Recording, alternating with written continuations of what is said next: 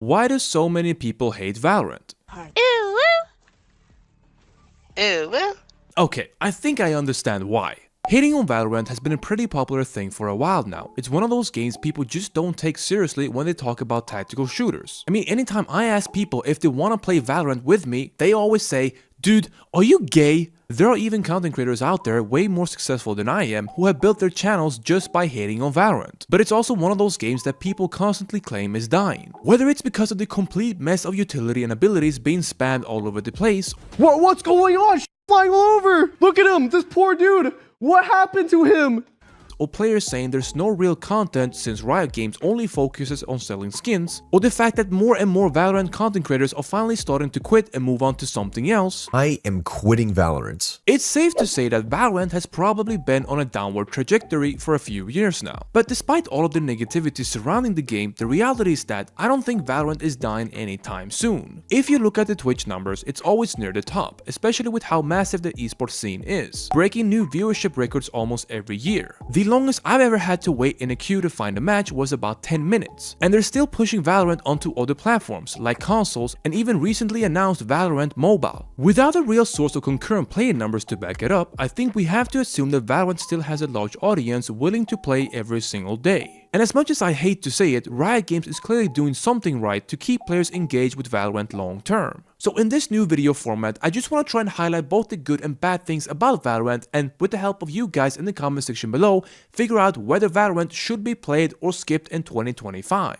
You probably heard it many times before that Valorant is just Counter-Strike but with heroes, and honestly you wouldn't be wrong for saying that. They have literally used the same basic formula as Search and Destroy, but put their own spin on it by introducing heroes known as agents. And it may not sound like much, but arguably one of the biggest factors behind Valorant attracting players in the first place is the characters themselves. They have designed agents that players can connect with, each with their own distinct look, personality, voice acting, and playstyle. And with a total of 27 different agents to choose from, I'm sure there's at least one agent you can play and have a good time with. Personally, anytime I open up Valorant and decide to play, I always pick one agent known as Chamber, the slick French guy who can magically pull out a sniper rifle and aggressively carry the entire game with it. Oh, I'm enjoying this! This is one of the reasons why I believe Split the Divide struggled to retain players long term. In this tactical shooter that got shut down recently, you couldn't really connect with any of the characters, and a lot of people didn't like the art style either. But it's also one of the reasons why Valorant is able to shine and maintain a strong competitive structure in the esports scene. Each of the characters you play has their own role and playstyle, like sentinels, duelists, or controllers, where working together is a requirement. Just for another comparison, there's a new tactical shooter called Fragpunk that has struggled a lot with this lately, mainly because heroes in that game don't have specific roles. Another thing I want to highlight about Valorant that is generally good is the high mechanical ceiling, not just from heroes but also from the gunplay itself. The precise shooting and positioning are very similar to Counter-Strike, with the key difference being that they made it a little easier to learn. They didn't remove the friction entirely, but they streamlined it enough that anyone can eventually master the gunplay and land those satisfying one-taps on enemies.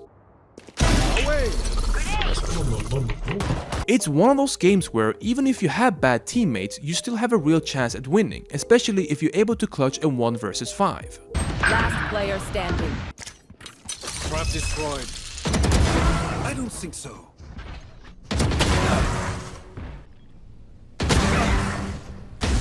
So 6 bullets. He's paying up. One enemy remaining. Nice! Nice! For santé! Well played, bro. I have to admit, without bragging too much, moments like this is what makes you feel good.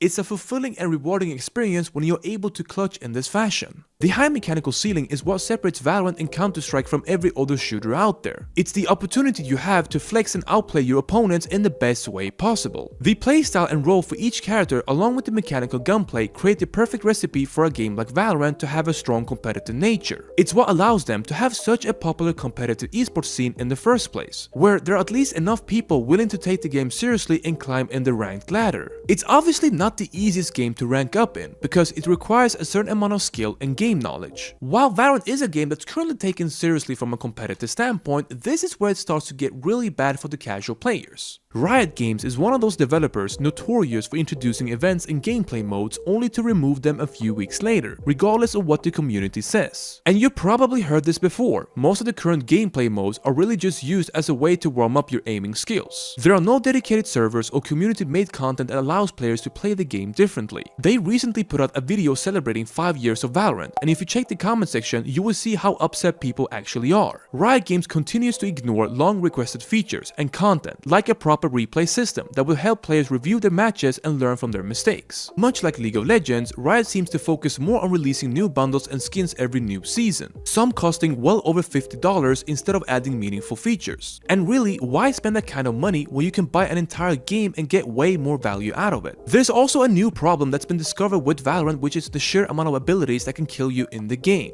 At one point, utility and abilities were meant to simply assist you in winning fights, not replace raw gunplay. But now it's reached a point where the abilities themselves can kill you, and in some cases it becomes so chaotic that you don't even stand a chance at defending yourself.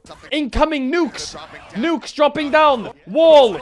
Pushing over the rocket with rocket launcher flying over! Insane splash grenade! I think what made Valorant fundamentally a good game in the beginning was its tactical shooter foundation. You had to rely on your aim, movement, and positioning first, with abilities serving as tools to help you out in specific situations. I mean, that is obviously still the case for Valorant, but it's starting to get worse over time as more and more agents are being added to the game.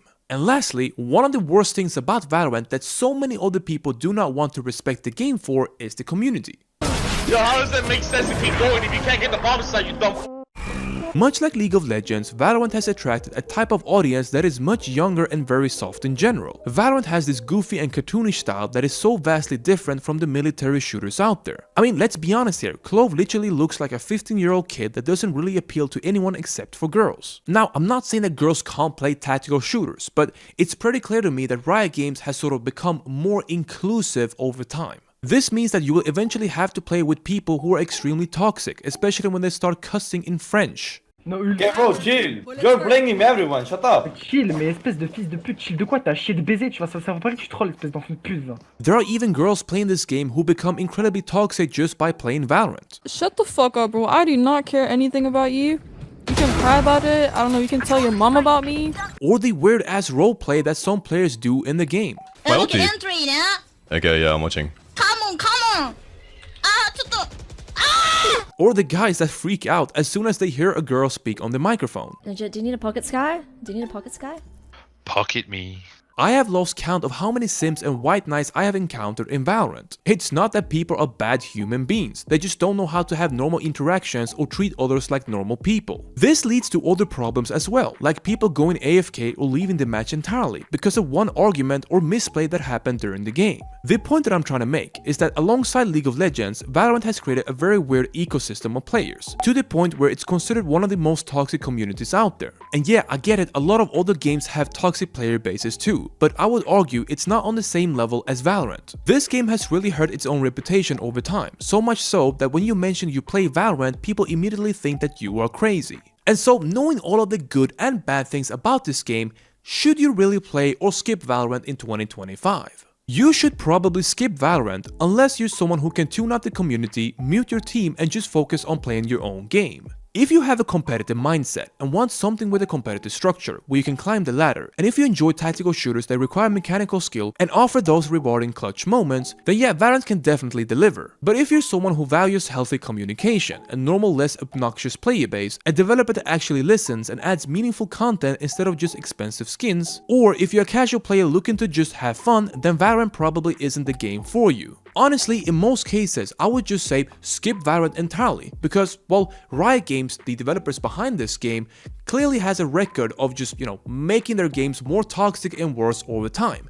I mean, this is a game where the developers simply do not care about their player base. But anyways, some of that is just my own opinion, and you guys can let me know in the comment section below whether you should play or skip Valorant in 2025. This is a video format that I want to do both for existing and new upcoming games, so if you really liked the video, make sure to subscribe to the channel, and as always, thank you guys for watching the video.